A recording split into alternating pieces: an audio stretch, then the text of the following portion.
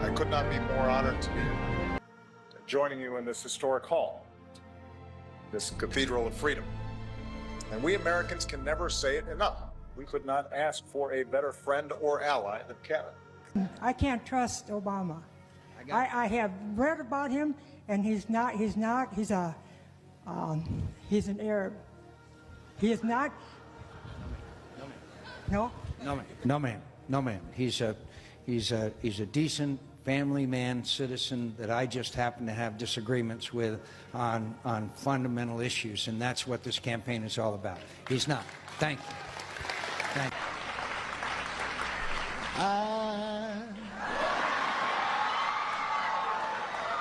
So in love with you. Do not let people think you do not belong, because I promise you, once you sit at these tables, at these fancy places, with folks with fancy titles, and they got a big bank account, and you talk to them, and you go, oh, yeah, they ain't all that. Yeah. Right? This idea that somehow they are so special, they're so smart, they're so sophisticated, not really. I commit to every Republican here tonight that I will not only seek out your ideas, I will seek to work with you to make this country stronger. I look at the Democrats in front of me and I realize there is absolutely nothing I can say to make them happy or to make them stand or smile or applaud. Nothing I can do. If you share the broad vision I outlined tonight, I ask you to join me in the work at hand. If you disagree with parts of it, I hope you'll at least work with me where you do agree. These people sitting right here will not clap, will not stand, and certainly will not cheer for these astronomical achievements. They won't do it, no matter what. It's very sad, and it just shouldn't be this way. Understand, a better politics isn't one where Democrats abandon their agenda or Republicans simply embrace mine. A better politics is one where we appeal to each other's basic decency instead of our basest fears. A better politics is one where we debate without demonizing each other. We take out the criminals, killers, traffickers, and child predators who are allowed to enter our country under the open border policy of these people, the Democrats, the Biden administration, the open border insane policies that you've allowed to destroy our country. For all our blind spots and shortcomings, we are a people with the strength and generosity of spirit to bridge divides, to unite in common effort. We are still more than a collection of red states and blue states, that we are the United States of America. In recent years, our justice system has been turned upside down by radical left lunatics. What else do you have in there? Oh, let me find out. You got a matching wallet. Oh, you got a mini one?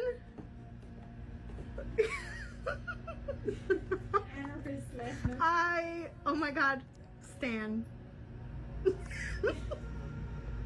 I love this. From America's reputation around the world to the economy, leadership style, and overall political tone, comparisons between Donald Trump and Barack Obama continue to spark intense debates both online and in everyday conversations.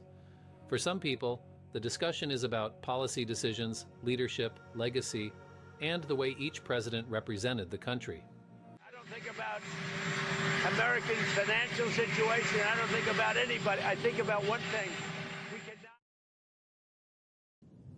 One of Donald Trump's criminally convicted close associates, Steve Bannon, just had his conviction affirmed by a D.C. appeals court, and now Steve Bannon finds himself on the short list for prison.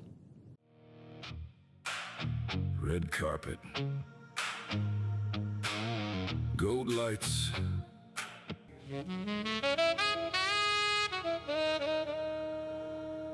That's the number he keeps repeating. Like if you say something long enough, people stop asking, who lit the match this time?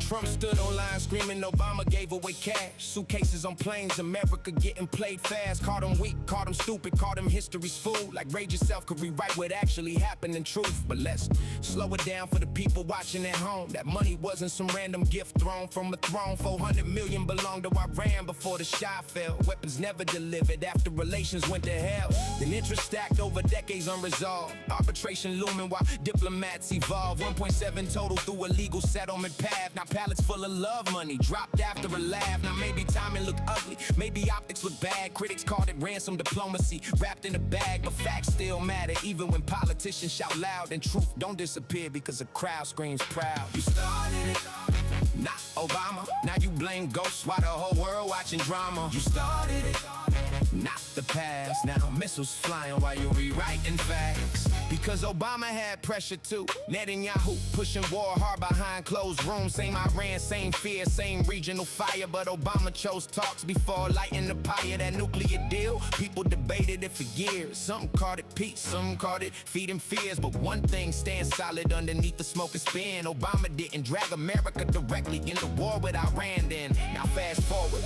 home is burning at night. Ceasefire tweets collapsing before daylight. Trump saying deal close while bombs hit again. Then suddenly Obama somehow responsible once the strategy bends. That's blame shifting dressed as patriot rage. Trying to rewrite history in real time on stage. But this ain't the dark ages. People read now, cross-check headlines while the internet tears lies down. And somewhere a young soldier scrolls through his phone at sea, trying to understand why he's drifting toward history. While politicians point backward instead of answering plainly.